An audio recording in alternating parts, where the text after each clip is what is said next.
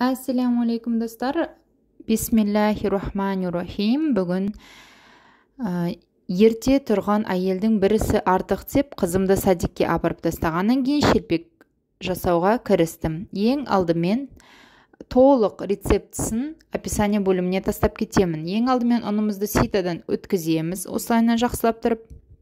Ұнымыздың үстіне сұйық майымызды құямыз.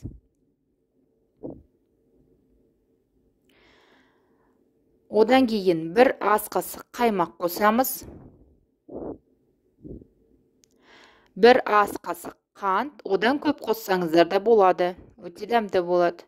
Щепотка тұз. Және де соңғысы жылы сүтімізді құямыз. Арасына сода салуды ұмытпаймыз. Және де осылайынан июн қандырып тұрып, елейміз. Осы қамырдың фишкасы ол июі қануында. Міндетті түрде июн қандырамыз, жақсылап тұрып. Июі қанып болғаннан кейін бетін жауып жарты сағатқа қойып қоямыз.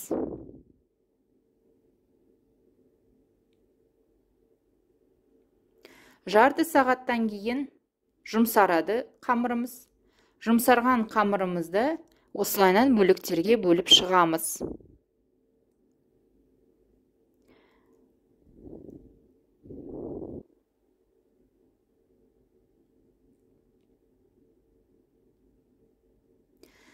Менде мінекей 7 бөлік шықты. Оны тарелканың бетіне қойып, бетін орамалмен жауып қоямыз, қатып қалмас үшін.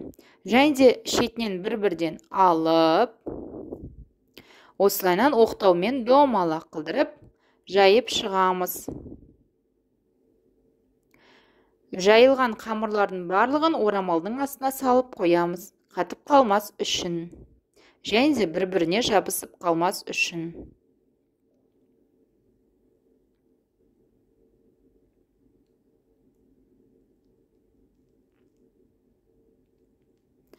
Қызып тұрған майымызға бір-бірден салып, екі жағынан қуырып, пісіріп аламыз. Сәл қызарғаннан кейін алып шығамыз. Және де мінекей салфетка төселген тарелканың бетіне майын ағызып пісіріп аламыз. Өстіп мінекей піскен шелпектерімізді дайын болды. Міндетті түрде жасап көріңіздер. Подписаться етіп, лайк басуды